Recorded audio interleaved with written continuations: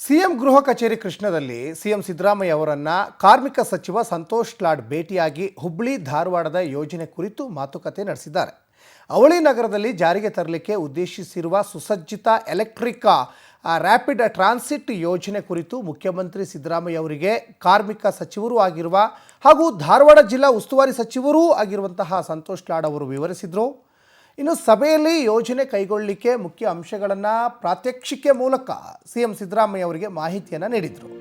ಇನ್ನು ERT ಪರಿಚಯಿಸಲಿಕ್ಕೆ ರಾಜ್ಯ ಸರ್ಕಾರದೊಂದಿಗೆ ಒಪ್ಪಂದಕ್ಕೆ ಸಹಿ ಹಾಕಿರುವಂತಹ HESS ಇಂಡಿಯಾ ಮತ್ತು SSP ಕಂಪನಿಯ ಪ್ರತಿನಿಧಿಗಳು ಈ ಸಂದರ್ಭದಲ್ಲಿ ಹಾಜರಿದ್ದರು. ಯೋಜನೆಯ ತಾಂತ್ರಿಕ ಅಂಶಗಳು, ಕಾರಿಡಾರ್ಗಳು, ಹಣಕಾಸು ವ್ಯವಸ್ಥೆ ಮತ್ತಿತರ ಅಂಶಗಳನ್ನು ಪ್ರಾತ್ಯಕ್ಷಿಕೆ ಮೂಲಕ ವಿವರಿಸಲಾಯಿತು. ಪ್ರಾತ್ಯಕ್ಷಿಕೆ ವೀಕ್ಷಿಸಿದ ಸಿಎಂ ಸಿದ್ದು ಇನ್ನು ಹೆಚ್ಚಿನ ಮೌಲ್ಯಮಾಪನಕ್ಕಾಗಿ ಸಾರಿಗೆ ಮತ್ತು ನಗರಾಭಿವೃದ್ಧಿ ಇಲಾಖೆಗೆ ಪ್ರಸ್ತಾವನೆಯನ್ನು ಕಳುಹಿಸುವಂತೆ HESS ಇಂಡಿಯಾ ಮತ್ತು SSPಗೆ ತಿಳಿಸಿದರು. ಈ ಪ್ರಸ್ತಾವನೆ ಕುರಿತು ಚರ್ಚಿಸಿ ತೀರ್ಮಾನ ಕೈಗೊಳ್ಳಲು ಮುಂದಿನ ಸಂಪುಟ ಸಭೆಯಲ್ಲಿ ತರುವುದಾಗಿ ಮುಖ್ಯಮಂತ್ರಿ ಸಿದ್ದರಾಮಯ್ಯ ತಿಳಿಸಿದರು.